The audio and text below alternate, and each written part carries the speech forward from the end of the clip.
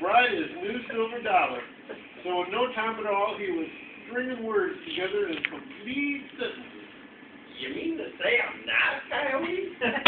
Nope, you're practically a full-grown man. Of course, I never did see one in diapers before. But I've got sleeves, just like a coyote. Oh, folks got sleeves, fella. Don't mean nothing. What about my tail? Huh? That's funny. Never thought to look, did you? Always just kind of assumed. The name's Chuck Wagon Chuck on account of my love for grub. What's your name? Rough. That's what the coyotes call me. What about your human name? I've got a few memories from way back before the coyotes found me. Near as I can remember, folks called me Bill. Just Bill. Here in Texas, everybody's got a nickname, like Red River Roy or Guadalupe Gwen. And seeing as we're down here by the Pecos Bill. Pecos Bill. How about that? Here, Pecos, if you want to be seen in public, you better slip into these extra duds of mine. Oops, sorry. Looks like I'd better help you before you turn yourself inside out. First, put your hands through those tubes. We call them sleeves. You want me to put my paws where? Not your paws, your hands. Wait a sec. I got my snout caught in here. You mean your nose. You got to stop thinking like a coyote. Turn it around with the buttons in front. Hold up there, Pecos. Before you put your boots on, you want to slip your hind legs into hopping horn toes. Now you got me doing it. I mean, you want to put your pants on next. Okay, after you button up, hunker down and put on your boots. That's fine. And finally, no Texan would feel dressed without his 10-gallon hat. And just like that, Bill became Pecos Bill. But before he could become a legend, Bill had to do something remarkable. He didn't have long to wait. It so happens the biggest, horniest rattlesnake who ever slithered through the sagebrush was taking a siesta a nearby boulder. And what with all the commotion, it woke up as mad as a rattled rattlesnake. Look out, Bill! But that snake picked up the wrong hombre to tangle with. Bill grabbed hold of the rattler and twisted so tight he wrung out every last drop of poison. By the time Bill was through, that reptile was just a long, thin piece of rattling snake rope. I reckon this will come in handy someday. Pretty soon the sun set, as it had a habit of doing in the West, and Pecos Bill and Chuck built a crackling campfire. Howdy, friends. Oh, sorry. Little did they know the notorious bandana bandits were on the prowl. Howdy, friends. Want some grub? How's that? One more time. I said we're butt washing you. Whacking bushes? That don't make no sense. No, we're sneaking up to steal your money. Steal? That's a word I haven't heard before. What's it mean? Well, stealing is when taking things that don't belong to you, like robbing trains and stagecoaches and banks. Why would anyone want to do that? Because it's what we do. We're the bandana bandits. I'm Sourdough Sal, the leader of this here gang. Our Tex Hayes here. They call me Flapjack. Howdy. Enough of this jibber-jabbering. Let's do what we came to do. Hand over your money. Afraid not, amigos. We're plumb broke. Rap! Third time this month. Maybe you all should try another line of work. Like what? There's nothing out here but a bunch of worthless cattle. Poor lonesome critters wandering the prairie all alone, bawling for their ma's. There must be someone who wants them. There is. Up in Kansas, folks would pay a ton of money for Texas beef. Found tarnation to get them up there.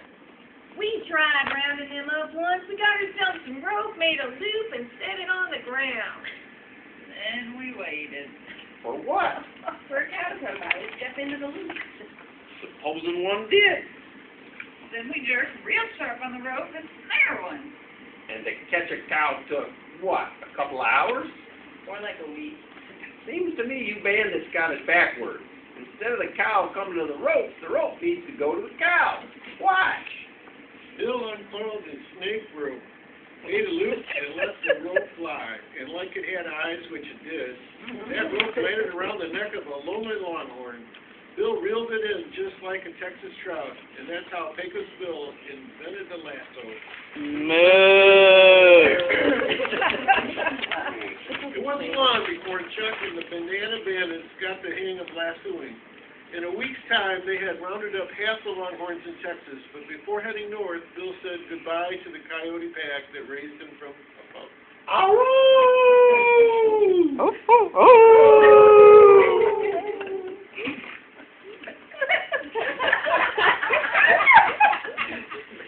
The Bandana Bandits were so touched that they began howling the fun. She just was bored and cursed cowboy.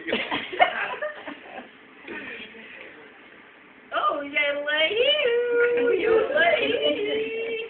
The howls and the yodels of coyotes and cowboys soon gave to 1,000 cows, mooing their hearts out. Bill and his cowboys resting up straight by day and singing the herds and sleep at night. But by the time they hit the Oklahoma Panhandle, those cows were so parched, their cuts were like concrete. It was the worst drought the West had ever seen. Hoo-wee, is it dry? How dry you reckon it is? So dry, I'm putting table salt. So dry, the windmills are pumping dust. So dry, the cactus is backed up and walked to Arizona. When they reached the Kansas border, the herd was so skinny it looked more like a beef jerky than cattle. Welcome to Kansas. The name's Slewfoot Sioux. What in tarnation are those mangy things?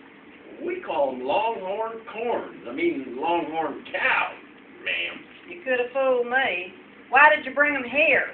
We aim to bell them to the slyest hitter. Sell them to the highest bidder. The plain fact is, Bill's brain didn't know what his tongue was saying. One look at Slewfoot Sioux and he called it and love. Sell those scrawny things? I'd sooner buy a plate of sand. It seems like you came a long way for nothing. Blast! I told you this cattle drive was a tomfool idea. Quick, where's the nearest bank? Slewfoot Sioux, will you marry me? What? Why should I marry you? Because I'm Pecos Bill, the greatest cowboy in the world. I'm strong as an ox, quick as a jackrabbit, and I sing like a coyote. I'm a fair sight to look at, and I'm good for children, too. And that makes you good enough for me? I kind of figured it would, yeah. Well, listen up, Buster. I'm Slewfoot Sioux, premier interpreter of the waltz club, hootenanny, two-step, and polka. I can rope and ride as good as any man, buck the bronc, and fix a shoe, and I am a fair sight better looking than you are. You surely are special, Sue. I reckon you deserve me. The question is, do you deserve me? If you're so terrific, do something real special. Make it rain. Well, Bill liked nothing better than a challenge. He looked around and saw opportunity on the horizon in the form of an ugly black cloud. Was it rain? No such luck. Tornado! Never seen one that big. Head to the... Where should we head, Bill? We got nowhere to turn. It's getting closer. Cows will be blowing sky high. Hold on, I got me an idea. Sure as shooting, Bill lassoed that twister, jumped on his back, and went for a spin that took him from El Dorado to Wichita Falls. Yee-haw! This is more fun than a bucking bronco. Bill cinched up the lasso and pulled it tight, choking the rain right out of that twister. And down below, cows and cowpokes and Kansans alike lapped up the sweetest water they ever tasted. Woo-wee! Is it wet? How wet do you reckon it is? Wet enough, and what do you say we just leave it at that? After 3 days of rain, the grass turned green, the cows got fat, and the Bandana Bandits gave up bushwhacking for good. I told you this cattle drive was a brilliant idea. And that's the story of how Pecos Bill invented the cattle drive, and for him, his Slewfoot Sue, well, that's another story.